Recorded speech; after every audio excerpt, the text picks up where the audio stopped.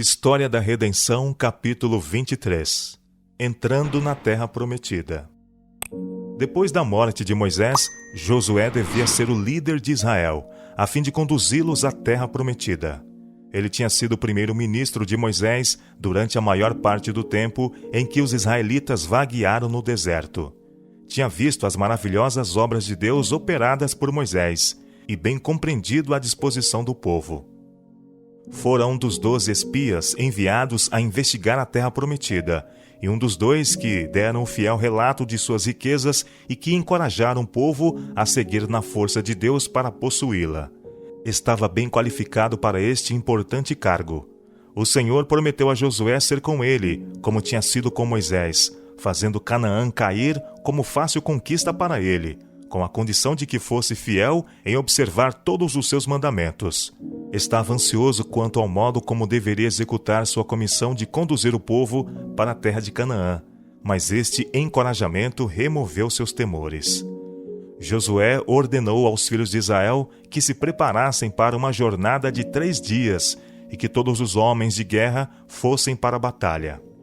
Então responderam a Josué dizendo: tudo quanto nos ordenaste faremos, e aonde quer que nos enviares iremos. Como em tudo obedecemos a Moisés, assim obedeceremos a ti. Tão somente seja o Senhor, teu Deus, contigo, como foi com Moisés. Todo homem que se rebelar contra as tuas ordens e não obedecer às tuas palavras em tudo quanto lhe ordenares, será morto. Tão somente sê forte e corajoso. A passagem dos israelitas através do Jordão devia ser miraculosa. Disse Josué ao povo: santificai-vos, porque amanhã o Senhor fará maravilhas no meio de vós. E também falou aos sacerdotes, dizendo: levantai a arca da aliança e passai adiante do povo. Levantaram, pois, a arca da aliança e foram andando adiante do povo. Então disse o Senhor a Josué: hoje começarei a engrandecer-te perante os olhos de todo Israel, para que saibam que, como fui com Moisés, assim serei contigo. Cruzando o Jordão. Os sacerdotes deviam ir na frente do povo, levando a arca, que continha a lei de Deus. Quando seus pés tocaram na orla do Jordão, as águas pararam de correr, e os sacerdotes passaram, levando a arca, que era símbolo da presença divina, e a hoste dos hebreus o seguiu. Quando os sacerdotes estavam no meio do Jordão, foi-lhes ordenado permanecer no leito do rio, até que toda a hoste de Israel tivesse passado. Aqui, a então existente geração de israelitas ficou convencida de que as águas do Jordão estavam sujeitas ao mesmo poder que seus pais tinham visto exibir-se no Mar Vermelho 40 anos antes. Muitos deles tinham passado através do Mar Vermelho quando eram crianças. Agora passavam pelo Jordão, homens de guerra, inteiramente equipados para a batalha. Depois que a hoste inteira de Israel tinha passado pelo Jordão, Josué ordenou aos sacerdotes que saíssem do rio. Tão logo os sacerdotes, portando a arca do concerto, saíram do rio e pisaram a terra seca, o Jordão rolou como dantes e inundou todas as suas margens. Este maravilhoso milagre realizado em favor dos israelitas aumentou grandemente sua fé.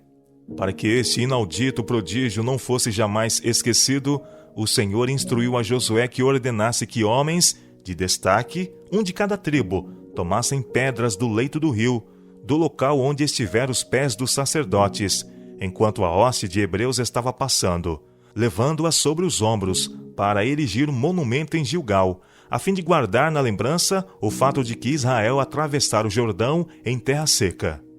Depois que os sacerdotes saíram do Jordão, Deus retirou sua poderosa mão, e as águas precipitaram-se como uma portentosa catarata, seguindo em seu próprio canal.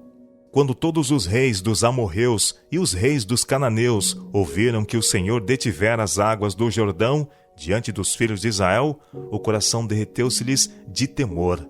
Os israelitas tinham matado 2 dos reis de Moabe, e sua miraculosa passagem através do volumoso e impetuoso Jordão encheu-os do maior terror. Josué então circuncidou todo o povo que tinha nascido no deserto. Depois dessa cerimônia, celebraram a Páscoa nas planícies de Jericó. Disse mais o Senhor a Josué: Hoje revolvide sobre vós o opróbrio do Egito. Nações pagãs tinham vituperado o Senhor e seu povo, porque os hebreus não haviam possuído a terra de Canaã, a qual esperavam como herança logo depois de deixarem o Egito. Seus inimigos tinham triunfado porque haviam por tanto tempo vagueado no deserto, e orgulhosamente erguiam-se contra Deus, declarando que ele não fora capaz de introduzi-los na terra de Canaã. Tinham eles agora cruzado o Jordão em terra seca, e seus inimigos não podiam mais ridicularizá-los. O maná tinha continuado a cair até este tempo, mas agora que os israelitas estavam para possuir Canaã e comer do fruto da terra, não tinham mais necessidade dele, e o mesmo cessou. O príncipe do exército do Senhor. Quando Josué se afastou dos exércitos de Israel para meditar e pedir a Deus que sua presença especial o acompanhasse, viu um homem de estatura elevada, em vestes guerreiras, com uma espada desembainhada na mão. Josué não o reconheceu como alguém dos exércitos de Israel, mas não tinha a aparência de ser um inimigo. Em seu zelo, acercou-se dele e perguntou: És tu dos nossos ou dos nossos adversários? Respondeu ele: Não, sou príncipe do exército do Senhor e acabo de chegar. Então Josué se prostrou sobre o seu rosto na terra e o adorou, e disse-lhe: Que diz meu senhor ao seu servo? Respondeu o príncipe do exército do Senhor a Josué: Descalça as sandálias de teus pés, porque o lugar em que estás é santo. E fez Josué assim. Este não era um anjo comum, era o Senhor Jesus Cristo, aquele que havia conduzido os hebreus através do deserto, envolto numa coluna de fogo à noite e numa coluna de nuvem durante o dia. O lugar era santificado pela sua presença. Portanto, a Josué foi ordenado tirar suas sandálias. E fez Josué assim. O Senhor então instruiu a Josué quanto ao método que devia seguir para tomar Jericó. Todos os homens de guerra deviam rodear a cidade uma vez cada dia, durante 6 dias, e no 7º dia deviam fazê-lo 7 vezes. A tomada de Jericó. Então Josué, filho de Num, chamou os sacerdotes e disse-lhes: Levai a arca da aliança, e 7 sacerdotes levem 7 trombetas de carneiros adiante da arca do Senhor. E disse ao povo: Passai e rodeai a cidade, e quem estiver armado, passe adiante da arca do Senhor. Assim foi que, como Josué dissera ao povo, os 7 sacerdotes com as 7 trombetas de carneiros diante do Senhor passaram e tocaram as trombetas, e a arca da aliança do Senhor os seguia. Os homens armados iam adiante dos sacerdotes que tocavam as trombetas. A retaguarda seguia após a arca, e as trombetas soavam continuamente. Porém ao povo ordenara Josué, dizendo: Não gritareis, nem fareis ouvir a vossa voz, nem sairá palavra alguma da vossa boca, até o dia em que eu vos diga: gritai, então gritareis. Assim a arca do Senhor rodeou a cidade, contornando-a uma vez.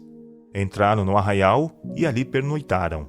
A hoste hebreia marchou em perfeita ordem. Primeiro ia um selecionado corpo de homens armados, vestido com suas vestes guerreiras, agora não para exercer sua habilidade em armas, mas somente crer e obedecer às instruções que lhes foram dadas. Em seguida iam 7 sacerdotes com as trombetas. Então vinha a arca de Deus, resplandecendo de ouro, com um halo de glória pairando sobre ela, levada pelos sacerdotes em suas ricas e peculiares roupagens que denotavam seu ofício sagrado. O vasto exército de Israel seguia em perfeita ordem, cada tribo debaixo de seu respectivo estandarte. Assim rodearam a cidade com a arca de Deus. Nenhum som era ouvido além das pisadas da poderosa hoste, e a solene voz das trombetas ecoava pelas montanhas e ressoava através da cidade de Jericó. Admirados e alarmados, os vigias da cidade condenada observavam cada movimento e relataram-no às autoridades. Não sabem dizer tudo o que esta exibição significa. Alguns ridicularizaram a ideia de que a cidade fosse tomada dessa maneira, enquanto outros ali ficaram temerosos, ao contemplar o esplendor da arca e a solene e impressionante aparência dos sacerdotes e da hoste de Israel em seguimento, com Josué à frente. Lembram-se de que o Mar Vermelho, 40 anos antes, abriram-se diante deles, e que lhes fora preparada uma passagem através do rio Jordão. Estão demasiado aterrorizados para gracejar. São cuidadosos em manter os portões da cidade completamente fechados, e poderosos guerreiros guardam cada portão. Por 6 dias, o exército de Israel realizou seu circuito ao redor da cidade. No 7º dia, rodearam Jericó 7 vezes. Ao povo fora ordenado, como usualmente, ficar em silêncio. Apenas o som das trombetas devia ser ouvido. O povo devia estar atento, e quando os trombeteiros dessem um toque mais demorado que o usual, então todos deviam gritar com alta voz, pois o Senhor lhes tinha dado a cidade. No 7º dia madrugaram ao subir da alva, e da mesma sorte rodearam a cidade 7 vezes. Somente naquele dia rodearam a cidade 7 vezes. E sucedeu que na 7ª vez, quando os sacerdotes tocavam as trombetas, disse Josué ao povo: Gritai, porque o Senhor vos entregou a cidade. Gritou, pois, o povo, e os sacerdotes tocaram as trombetas. Tendo ouvido o povo o sonido da trombeta, e levantado grande grito, ruíram as muralhas. E o povo subiu à cidade, cada qual em frente de si, e a tomaram. Deus tencionava mostrar aos israelitas que a conquista de Canaã não devia ser atribuída a eles. O príncipe do exército do Senhor venceu Jericó. Ele e seus anjos estavam empenhados na conquista. Cristo ordenou ao exército celestial que deitasse abaixo os muros de Jericó e preparasse uma entrada para Josué e o exército de Israel. Deus, neste maravilhoso milagre, não apenas fortaleceu a fé de seu povo no seu poder de subjugar os inimigos, mas repreendeu sua anterior incredulidade. Jericó desafiara o exército de Israel e o Deus do céu. Quando contemplaram a hoste de Israel marchando ao redor da cidade uma vez por dia, ficaram alarmados. Porém, olharam para suas fortes defesas, seus firmes e altos muros, e se sentiram seguros de que resistiriam a qualquer ataque. Entretanto, quando seus firmes muros subitamente tremeram e caíram com estrépito ensurdecedor, à semelhança do estampido de ruidoso trovão, ficaram paralisados de terror e não puderam oferecer resistência alguma. Josué, sábio e consagrado líder. Mancha alguma repousava sobre o santo caráter de Josué. Era um líder sábio. Sua vida fora inteiramente devotada a Deus. Antes de morrer, reuniu a hoste de hebreus e, seguindo o exemplo de Moisés, recapitulou suas jornadas no deserto e também a conduta misericordiosa de Deus para com eles. Então, com eloquência, se dirigiu a eles. Relatou-lhes que o rei de Moabe lhes fizera guerra, chamando Balaão para amaldiçoá-los. Porém, Deus não quis ouvir a Balaão, e ele teve de vos abençoar. Então disse-lhes: Porém, se vos parece mal servir ao Senhor, escolhei hoje a quem sirvais. Se os deuses a quem serviram vossos pais, que estavam da além do Eufrates, ou aos deuses dos amorreus, em cuja terra habitais. Eu e minha casa serviremos ao Senhor.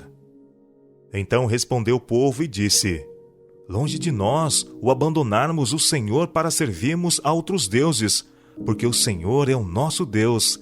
Ele é quem nos fez subir, a nós e a nossos pais, da terra do Egito, da casa da servidão, que fez estes grandes sinais aos nossos olhos, e nos guardou por todo o caminho que andamos, e entre todos os povos pelo meio dos quais passamos.